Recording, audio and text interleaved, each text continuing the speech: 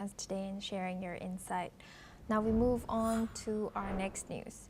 German Chancellor Friedrich Merz has acknowledged Europe's past reliance on the US for defense and pledged to increase Germany's own defense spending, particularly to support Ukraine with long-range fire.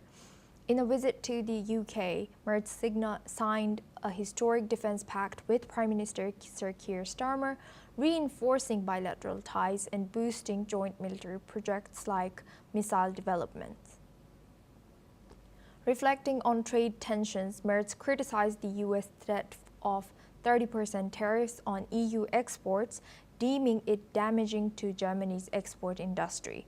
While his relationship with the U.S. President Trump has evolved, Merz emphasized the need for greater European defense independence.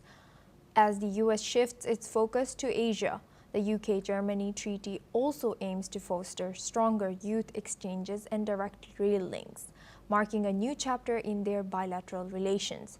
Let's listen into what Keir Starmer, British Prime Minister, had to say.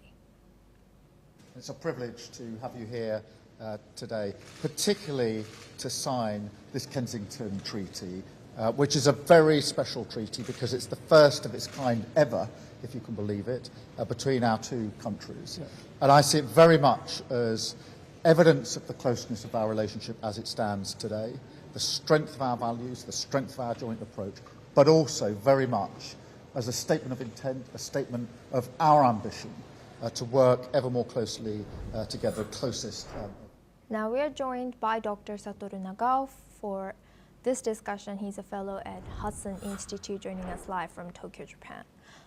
Dr. Satoru, good to see you. What does Chancellor Merz's commitment to increase defense spending and support for Ukraine signal about Germany's evolving role in European security? Indeed, it is true. That's why he explained it. That is the most important background. Because U.S. spends 3.5% of the GDP for defense, and Europe, most of the countries spend only 1%, 2%, 2%. Some country has already reached, but anyway, this is the level of the percentage of the GDP the European country is spending. So that's why there are gap. And in case of the United States, U.S. demand, since the Obama administration, first Trump administration, and Biden administration, all of these administrations continue to ask Europe to pay more for defense, but lesser than 2% is current level. So, and in case of Russia's aggression in Ukraine,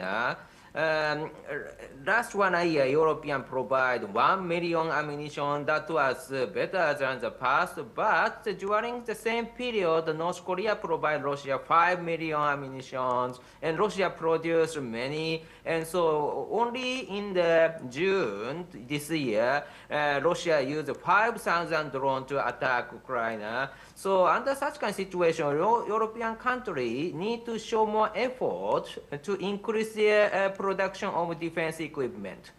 So that's why, as a background reality, it is true the European hasn't spent enough level of the defense budget for a long time, and now they rely on the U.S. production.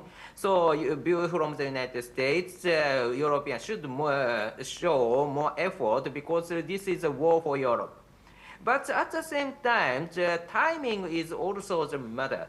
Timing, indeed, this remark has happened during the U.S. and Europe talking about tariff-related negotiation. That is also true. And at the same time, President Trump's stance has changed from the past to now, last 6 months. Firstly, President Trump tried to seek the ceasefire between Russia and Ukraine, and in this case, he shows a pro-Russia stance. But now he is changing, his administration is changing the policy and support Ukraine more. And so this change itself is a welcome move for Europe. So now is the time to Europe to increase the defense budget from the current 1.2% of the GDP to the 3.5% of the GDP directly, and it with the 1.5% of the infrastructure for defense. So in total, this is 5%, 3.5% plus 1.5% is 5% the European country try to spend for defense, and shows the United States they have shown enough effort.